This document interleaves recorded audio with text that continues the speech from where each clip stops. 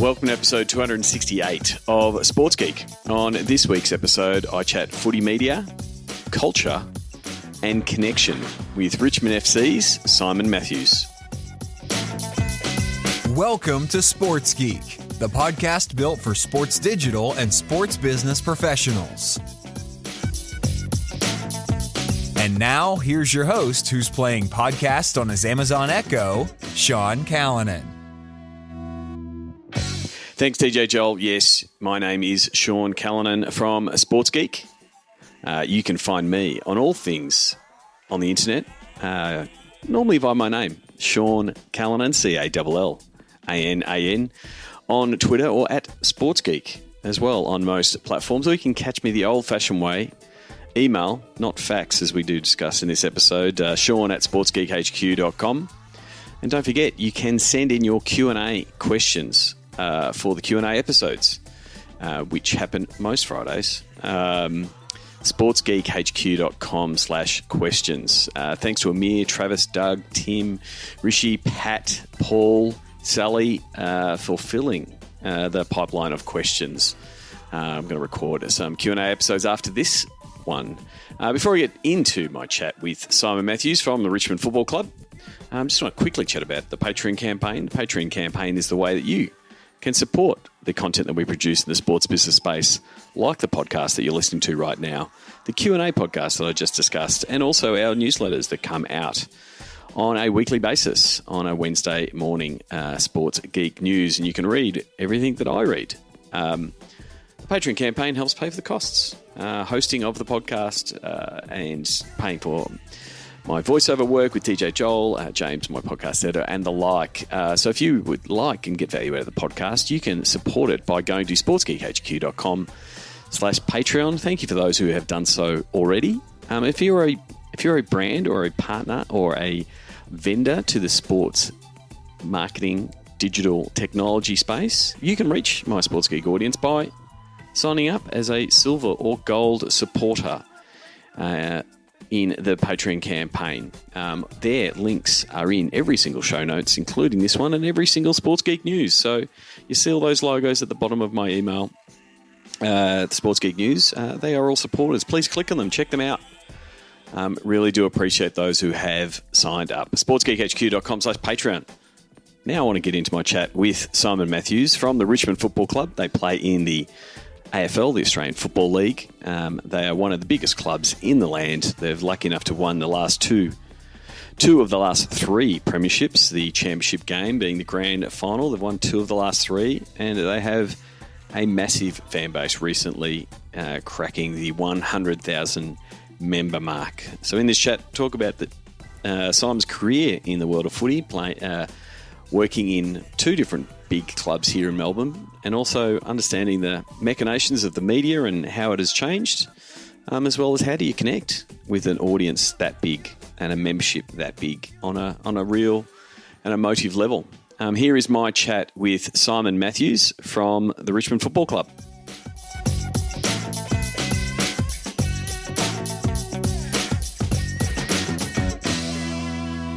Very happy to be here on a sunny Melbourne afternoon at the Swinburne Centre, or Punt Road Oval for those who know Melbourne. We can hear the buzz of Punt Road in the background. I'm here with Simon Matthews. Welcome to the podcast. Good to chat, Sean.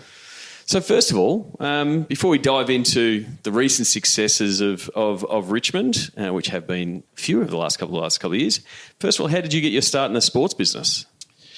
It's actually a very bizarre journey, my journey to where I am today. I actually did biotechnology, believe it or not, at RMIT when I finished Year 12. So I was spending time in a laboratory doing genetic engineering and industrial microbiology, believe it or not, and quickly decided that wasn't where I wanted to see my future, and did a graduate diploma in education. And then I ended up pouring beers in a pub for a year, which, to be honest, was probably the best education of all in terms of... a lot of wisdom over the drip tray. Yeah, absolutely, plenty of that. So then I ended up writing a column for the local paper down in Geelong. I grew up in Geelong, so I was writing for the Geelong News, which was the free paper, and then went into the Geelong Advertiser covering football, and ended up getting paid to go and watch Gary Ablett Senior play Geelong. And as a Geelong supporter, you couldn't have wished for anything better. He was just brilliant to watch. And for our American listeners, Gary Ablett's the closest thing to Michael Jordan of absolutely, AFL. Absolutely, the greatest of all time, I would have thought. And so to spend time watching him and writing was a great grounding, I think, for storytelling, which I think is such a critical part of what we need to deliver as a footy club. And from there I went to Essendon Football Club as the media manager, and then after 10 years there, Brendan Gale rang me up to see if I'd come over to Richmond, and here I am 10 years later. So you've just been journalist into the media game, and obviously seen over the last 20 years how much the media, going from managing, talking to journos at the Herald Sun and 2 or 3 papers to now, the landscape that is. Yeah. What's the Richmond team look like now? We've got a really significant team now. The digital team would be there'd be 10 in our digital team. We've just doubled the size of our multimedia team to 6. So we've got a lot of people on the tools now. We're really keen to push the long form storytelling more from a strategic perspective. We think that's important. From a club perspective, the media team is 3 or 4 depending on what time of year it is. So. So when I started at Essendon, it was a team of 1, and press releases were going out via fax, which makes me feel very, very old. But it's changed. It's changed dramatically. It's a very different landscape now. I think the news has really morphed into a lot more opinion-based stuff, particularly given I think clubs have got better at managing their own news cycles through their own digital platforms as well now. So it's a very different world to what it was 20 years ago, but every bit as exciting. So how does a media guy like yourself evolve into that space? Because you would have gone from, I've got to give these snippets to, the Mike Sheens, the Scotty Palmers of the world to make sure it's on the back page of the Sunday paper, to now going, well, hang on, we want to break this on our channels. How have you been, managing those relationships, but then, I guess, shifting where the media's going? Yeah, I mean, relationships are the key with media, full stop. I think that you need to have really good relationships with all media all the way through at all levels. It doesn't mean you're always going to get the right result from a story perspective, but you do need to be able to pick up a phone and have an honest conversation with someone. I think that's critical to the media management piece. But I think in terms of how it's rolled into our business, it's really understanding what your business strategies and the importance of bringing sets of eyeballs to your platforms. And then subsequently monetising those. So I think it was a change in mindset that, we needed to bring a lot of this stuff in-house, control it, stretch it as far as we could, and then monetise accordingly. And then so from a fan point of view and with recent success, we'll talk about grand finals in a bit, Richmond's always been a big club and it's sort of got bigger over the last 5 years. How much is important for your media channels to be talking directly to that 100,000 that are your members? Oh, look, that's critical, absolutely critical. I mean, we talk as a football club, our stated purpose is connection. We want to connect, and connect to thrive and win is what we talk about. And there's no more cost-effective way and increasingly innovative way to do that than through your digital platforms. And the better we can do that, more effectively we can do that, we can bring people closer to our football club. I mean, our supporter base is sizable. It's probably not as big as some people would think, but what we have got right, I think, is building that engagement piece and that connection piece and really bringing our fans close to this football club and having them feel a part of the journey.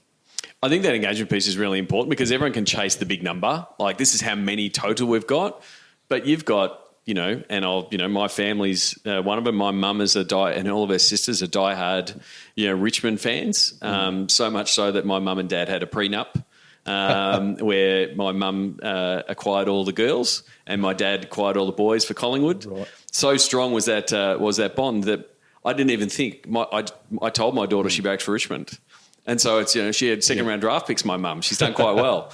So my mum and sister and my daughter are all mad Richmond fans. But it's a balancing act between how do we grow this piece as big as we can, but also we want to keep talking to these fans that have been through thick and thin.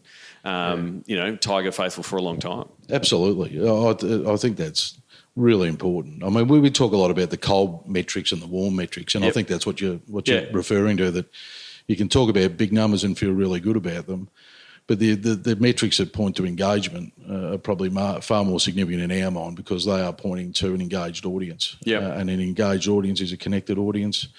And that parlays into the commercial return as well. So how do you have that conversation with Brendan, who's a savvy CEO, and you say, hey, we did this piece of content, it's a long form piece of content, and 10,000 people viewed it. And when you see the big numbers, this is how many people are following Richmond, it's like, but it's really important that 10,000 people watch this 40-minute video or this 15-minute video, and it's, you've got them deep. Like, is there been a bit of retraining of what the metrics are at sea level? Because you would have gone through that. Let's just collect all the likes. Let's just collect all the, all of the social fans. But now it's actually more important to have a smaller number deeply engaged. Yeah, it is, and it probably also ties in, with our purpose as a football club as well. And I think when you think through your purpose, it probably does dictate what metrics are important to you. So we talk a lot about. We're a football club. There is nothing more important than winning games of football. Yeah. But our purpose as a club is much broader than that. I mean, football clubs are effectively set up for the community, by the community. So it's important that I think as an organisation we reflect things that are important to our constituency. Yep. And that then dictates how you shape your business. So a lot of the stuff that we've done, we've been particularly strong from a brand marketing perspective around our community activity. And we work particularly closely with the Indigenous community. We've got a wonderful charity partnership with the Alana and Madeline Foundation. We've just established the Basher Hooley Foundation, which will play a really important role in building bridges between Islamic and mainstream Australia. We partner the Midsummer Festival. We partner the World Wildlife Foundation. So there are all these things that we do that actually talk to our purpose as a football club. Now, that dictates that some of your content is going to be different to knees, hamstrings and ankles. Yep. And it also dictates that some of the numbers won't be as big, but from a message and a connection with your fans, it's telling them a really important story about what your purpose is as a football club. Yep. And I think that is well understood by our board. It's very well understood by our CEO. And the benefits that flow on from getting that right are enormous. Yeah, and very much that being inclusive, because you're doing those different things in different communities, embracing those communities and saying you can be part of the club, which is counter to the, hey, we've got to hit up every single person that wears yellow and black. Exactly.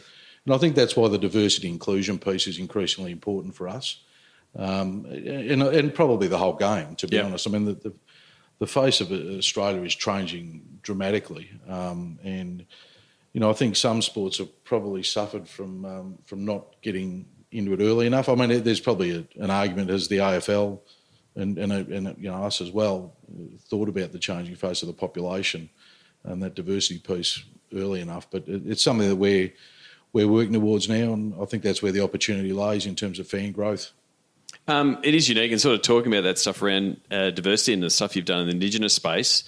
Richmond presented at the United Nations. Tell us a little bit about how that came about. Oh, it was a wonderful opportunity for the club to head to New York, and there was three of us who headed over there, a couple of young people as well. So how did it come about? Who invited you? The National Congress of Australia's First People, who were a partner of the club, and they went over to the United Nations Permanent Forum on Indigenous issues, and they wanted us to talk about the power of sport to build bridges between Indigenous and non-Indigenous communities. Yep. And I think that's something the game's done really well. They were particularly interested in Dreamtime at the G, which is obviously a game that is basically founded in celebration of what Indigenous Australia has brought to the game of Australian rules football. So we talked a little bit about that with the cohort over there, and wonderful experience, and it gave us, I guess, great confidence to keep stepping into the space.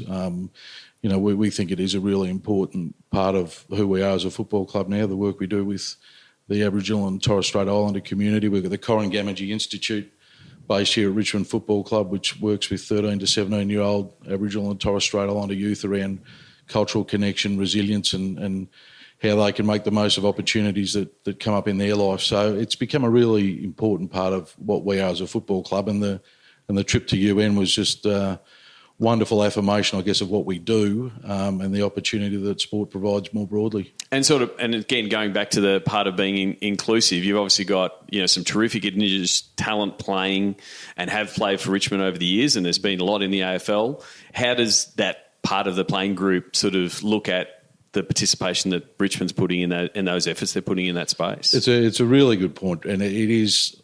I think that when we get young Indigenous players come into our football club now, they feel culturally safe. Yep. And I think that's really important. I think they see the work we do in the KGI. They see we've got the Melbourne Indigenous Transition School is also based here at Richmond Football Club. Yep. I don't think there wouldn't be another sporting organisation in Australia that would have a licensed school on site. Yep. So there's kids around. So I think that when you walk into our club, you do feel that sense of community. Mm-hmm. And particularly for young Indigenous players coming in, they see a club committed. They see a club that's authentic, and I think that's a great start to their journey at Richmond Football Club. And the converse of that is you've also got young kids coming in that probably that aren't Indigenous, that don't know a lot of the info and understand the problems that they faced and the issues that they've faced. Is that also helped the wider club, because it's not a Indigenous, it's not an Indigenous issue, it's an Australian issue. Absolutely. And that's the power of sport, to create awareness, and Dreamtime's done that brilliantly now for 12 years, and it's certainly critical to us. I mean, today is the 12th anniversary of Kevin Rudd's apology to the Stolen generation. We sent an email out to all staff today just to remind them that today was the 12th anniversary. So it is embedded as part of who we are as a football club, and hopefully serving the greater good. So we have danced around it, partly because I'm a Collingwood supporter and we did lose, but 2017 you won the flag in super impressive fashion, and then you backed it up again in last year. Obviously two completely different experiences. 2017, what was it like going through that? And I know Richmond has won flags in the past, but it sort of would have felt for a lot of the group here, it was like the first time and the breaking through and years of hard work. What was it like in that build up to that game? Oh, look, it was just remarkable. It was a remarkable week. It was a week that we really did work very hard to try and enjoy, and that came from Damien as the senior coach, Damien Hardwick, and it came from the CEO, Brendan Gale. It was really important that we enjoyed the week. I mean, we'd played finals, I think, 3 of the 4 years previously. Yep. And probably overplayed it a little bit and didn't get the result ultimately. But it was a different approach. It was a relaxed approach, and the sheer joy was something I've never experienced and probably never will again. To see what it meant to Richmond fans who had. I've been here 10 years, but, lifelong supporters, and many people had, it'd been 37 years since the last premiership. Yep. To see Punt Road just heaving, Swan Street was just crazy. It was just great reward. And I guess when I look back on it was particularly great reward for Brennan, the CEO who'd toiled as a player for a long period of time and has overseen a lot of what's happened here over the last decade. And put out a really bold plan. He did. Of saying this is what we're going to do. We're going to get 75,000 members. We're going to get flags. And there was a bit of commentary and snickering and really, is that going to happen? Yeah. It must have been a lot of validation for him personally. Yeah, there were eyebrows raised everywhere. There's no doubt about that. He certainly put it on the line, and. I think it's, the last 2017, then 2019, it's just been great vindication, I think, of having a bold vision. And, that aligns with us as a football club, strong and bold. It was a bold vision, and to achieve the ultimate was just fantastic. And even for people like Peggy O'Neill, who've been around the club for a long time, the first female president in the history of the game, still the only female president in the history of the game, there were eyebrows raised then as well, This lady who was, born in the US and is now running Australia's biggest sporting club. There were people who did raise their eyebrows, but to see her and experience what we did, it was just wonderful. I want to go back to a point when you said, especially experiencing 2017 and 2019, the importance of allowing your team to just be in the moment, it is advice that I've given teams that go into that big game where they're like, we've got to capture everything. We've got to take every photo. We've got to see every tweet. It is the big game and you want to cover it, but it's also like take a breath. Yep. Like realise you're there because Absolutely. there's long hours in portable offices or cold days out of training where you're filming that this is the reward. And if you're not there is always that debate whether it's a Super Bowl or an AFL Grand Final. Go, oh no, the digital team and the media, they have to be covering everything. It's like, let the fans celebrate. Like we put the phone down and jump up and down and hug people. Yeah, because you're there that's why you're in sport. Absolutely. I mean, you want them to enjoy it as much as the players do and the fans are. I mean, we are. We talk about united as a football club, and we should enjoy the moment as much as each other and we certainly did. And it is funny also from a media cycle point of view, and it's similar in the NBA. After the NBA finals finish, they start looking at the draft. The AFL has now got this machine that's like, oh, the game's finished, and on the Monday they sort of say, here's the best players, here's who won the Norm Smith, and they start to talk trades. And like as a fan, you're like, hang on, I still want to watch the replay 17 more times and I want to hear all the stories. Yeah. Like that's the opportunity, I think, you have that space and then you go, oh, next week we're still telling all the stories and still connecting. Because the fans want to talk about the premiership until Christmas. They do. And look, the broader point you make there is just being really conscious of burnout too. Yeah. For your staff. I mean, they do wear a broad structure. Yeah. And it's the workload that is undertaken at AFL clubs now, particularly with AFLW now coming on board as well. As you say, the 12 months a year, there's something major, 11 and a half of those months. So you do need to be conscious of that and you do need to let your staff enjoy the moment. Yeah, so you mentioned AFLW and it was on the list. So the Tigers are now in the AFLW, the women's competition. First of all, it's now in its fourth year. Was there any, were you on the outside looking in? Did you want to be in at the beginning? Yeah. Why, and now you are in? Like, what was that process? Because there was a lot of jostling for those initial spots. Yeah, there was. We were. We were bitterly disappointed to miss out. Yep. Year one. We thought we'd put a pretty decent pitch to the AFL to be included in year one, and unfortunately it didn't go our way. Our pitch at the time, we felt a foundation of genuine commitment to gender equity was what a team needed to be built on. We thought that needed to be the building block. So that was central to our pitch to the AFL at the time. And, as I say, in terms of genuine commitment, we had the first female president. We'd done research projects with the Australian Sports Commission and the AFL into what it took to be best practice in terms of gender equity. We worked with Sex Discrimination Commissioner Liz Broderick to establish the Elite Sport Male Champions of Change. So we'd actually taken a leadership position on a lot of chunky pieces of work around the gender equity space. And rightly or wrongly, we felt that had us well positioned when it came to dishing out licences. Ultimately, it didn't work out, and that happens. So we dusted ourselves off and ultimately got the provisional licence and then the full licence to come in 2020. But it's been a breath of fresh air to have the women's team around. The freshness, the vibrancy that they create around a football club is fantastic. And we played our first official game last Friday night.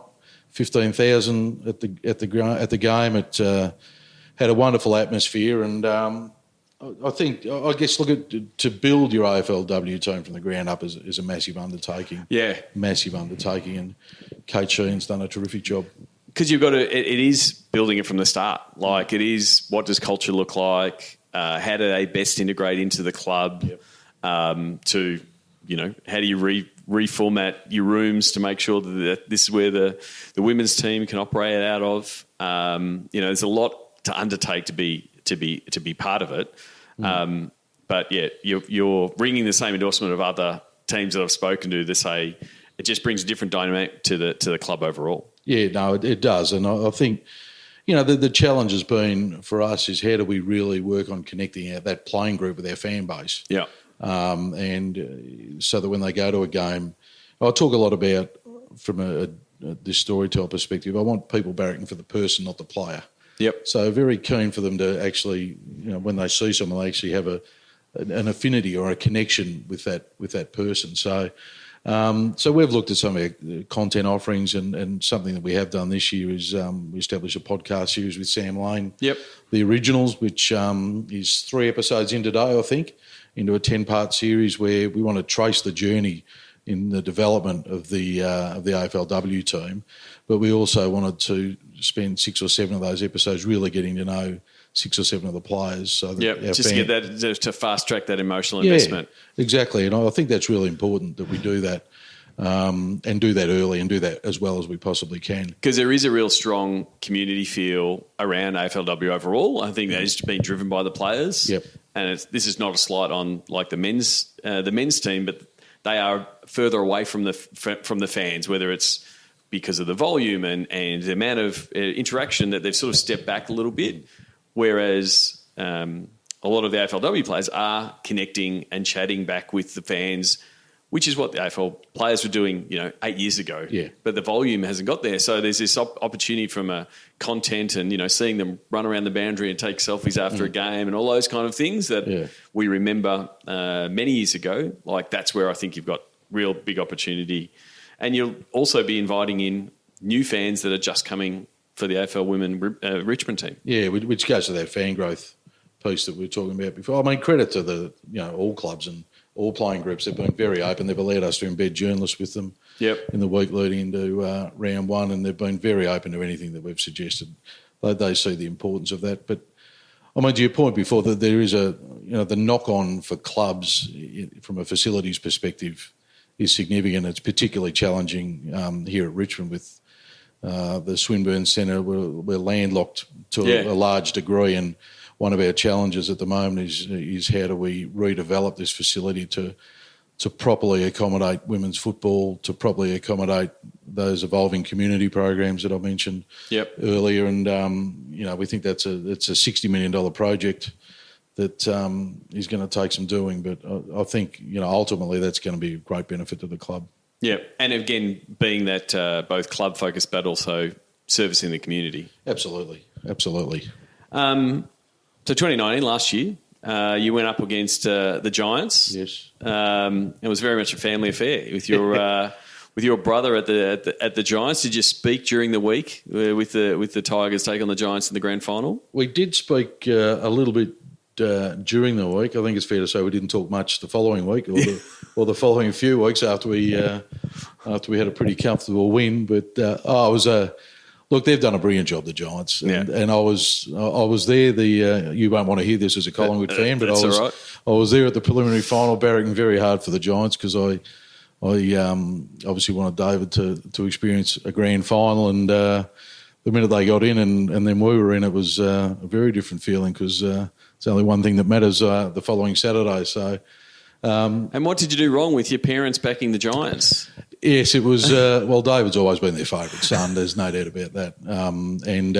It was. I went and saw Mum and Dad. They were sitting 2 bays away, and I ran out and saw them and extended family, and it was a sea of orange. So I don't know what I've done wrong there, but they were very much on the David bandwagon, and I think they probably felt that I'd managed to experience a premiership at Richmond 2 years ago. And it's like we just want to play. Don't play favourites. We just want everyone to have one.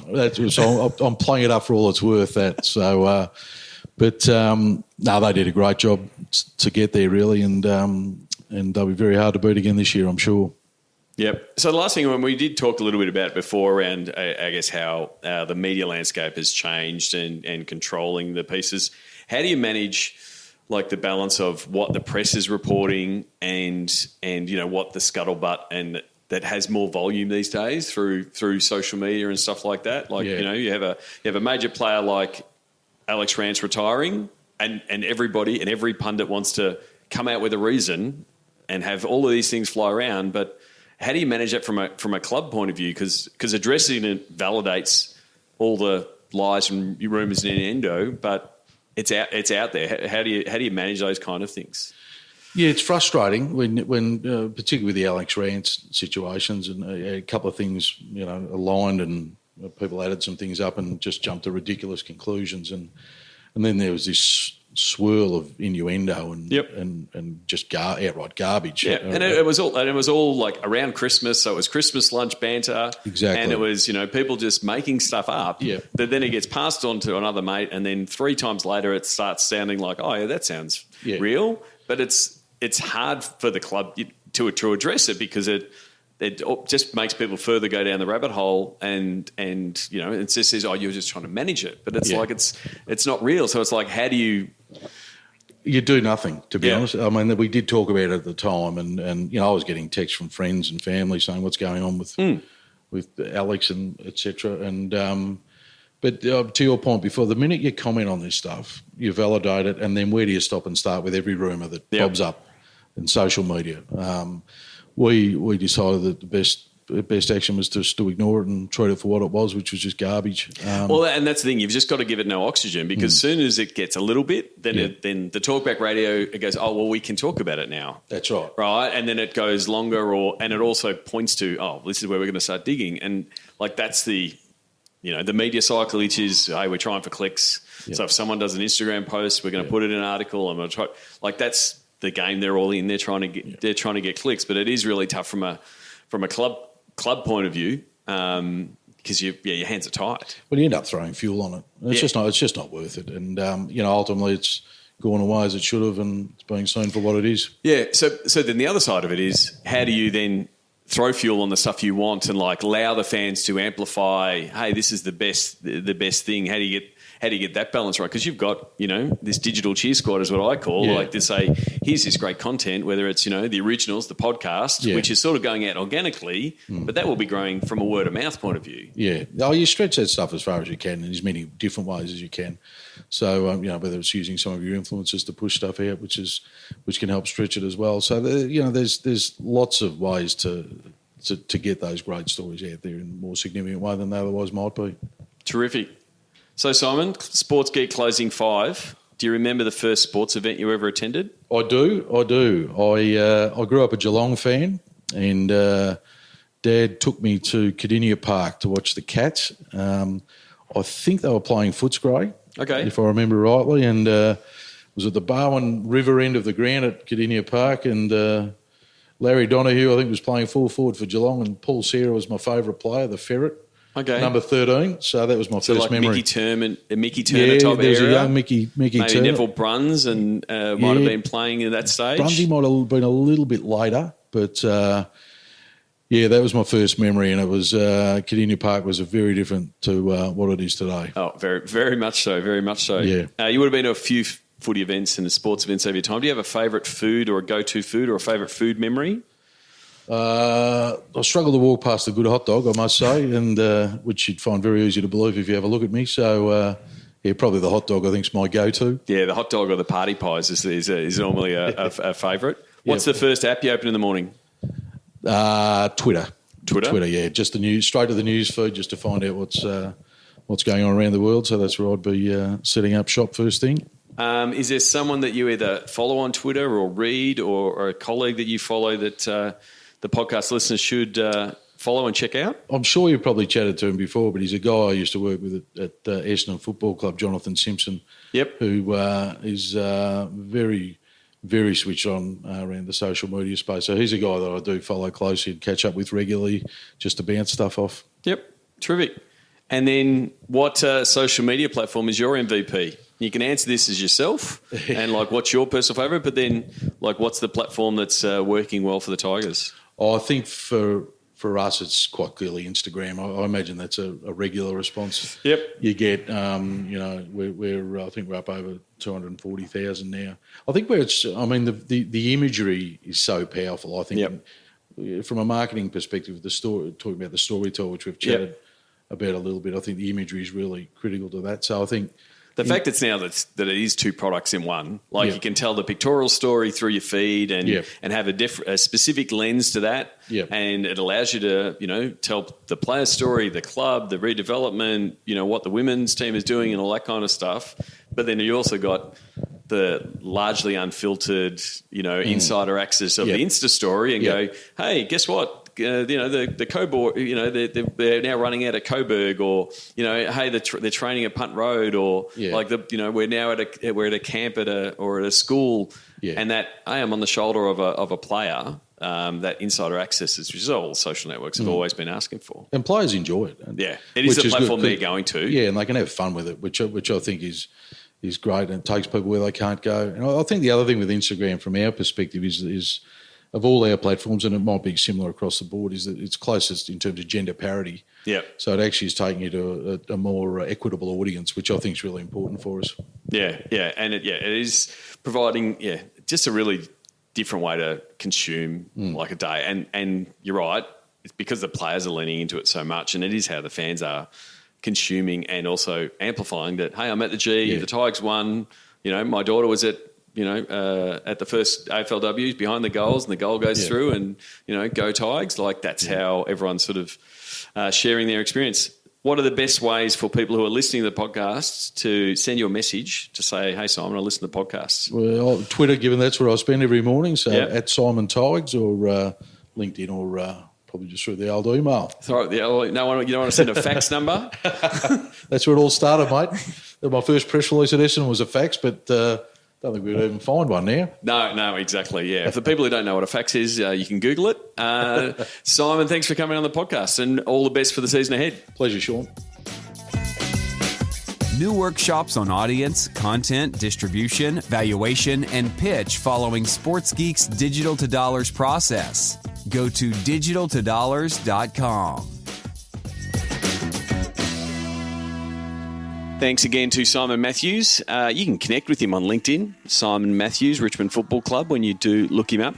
But as he said there, he is avid on the Twitter, and we'll be checking his tweets. So send him a tweet, Simon Tigers, Tiges, on Twitter, and tell him that you listen to the podcast. What do you think of the content and the stories that they're sharing from Richmond? And maybe if you listen to the new Richmond AFL Women's podcast, The Originals, with Sam Lane.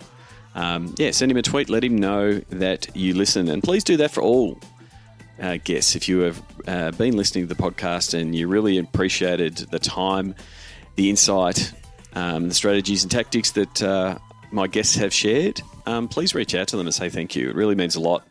It really validates what I'm doing, and really...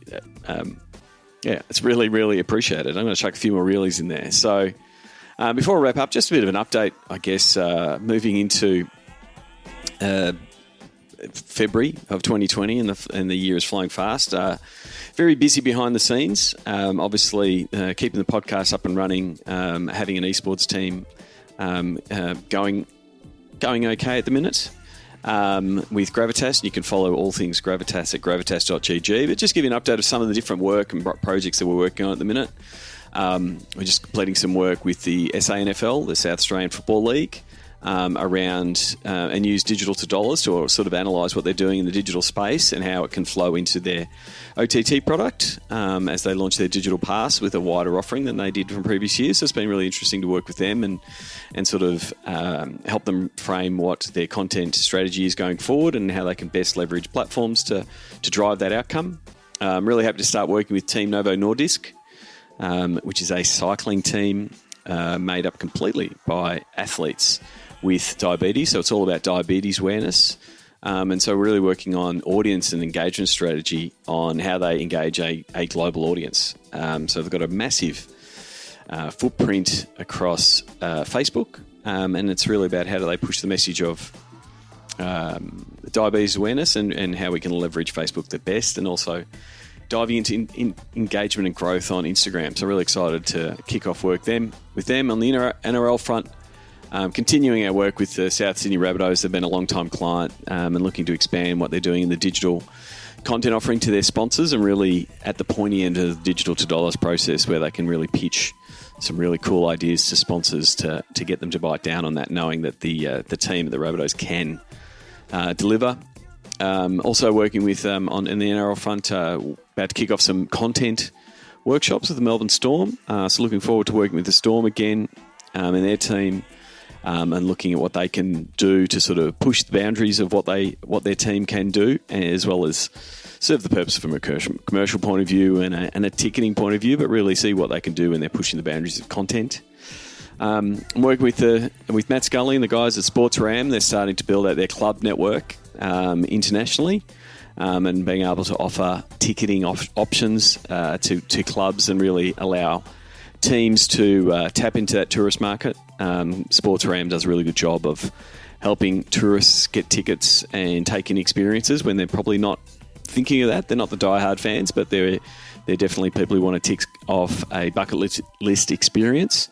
So if you're a club that wants to be integrated into the product and into the platform, please reach out. I think it is a really big opportunity, especially for those tourist markets, and also some of the add-on options that the Sports Ram guys are offering.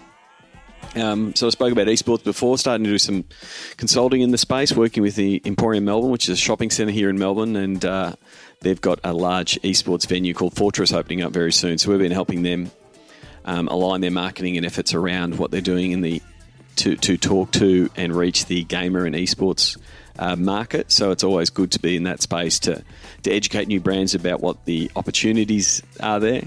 As I said earlier, we're working in a previous episode, we're working with Football West on the club digital education program. So we've done 3 of the webinars now, talking to clubs at grassroots level around what they can do from an audience, content, sponsorship point of view. I'm looking forward to completing that work and refining how we deliver that as a webinar to grassroots. I'm also helping a mate launch his second book. Mark Labuska's launching his second book, so doing a refresh of his digital presence and making sure he's capturing all of the opportunities there. So it's good to be working with Mark as well. And then also, sort of more on a personal front than a work front, I am planning my return to the stand-up stage.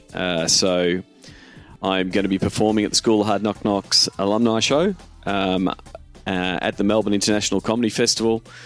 I really enjoyed it last time. It is really going to be something I'm going to have to set some time aside to write some jokes and to get myself into that mindset.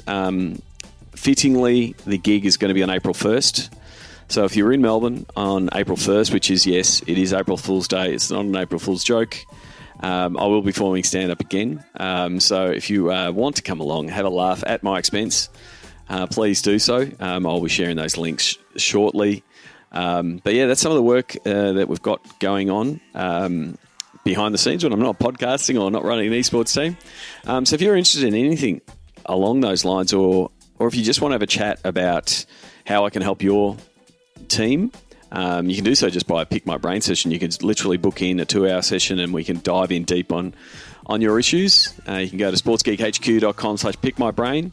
But if you just want to have a chat, a call to discuss what we can do, you can also just go to sportsgeekhq.com/phone call and let's have a chat, find out how we can help you reach your goals and drive more revenue from what you're doing in the digital space.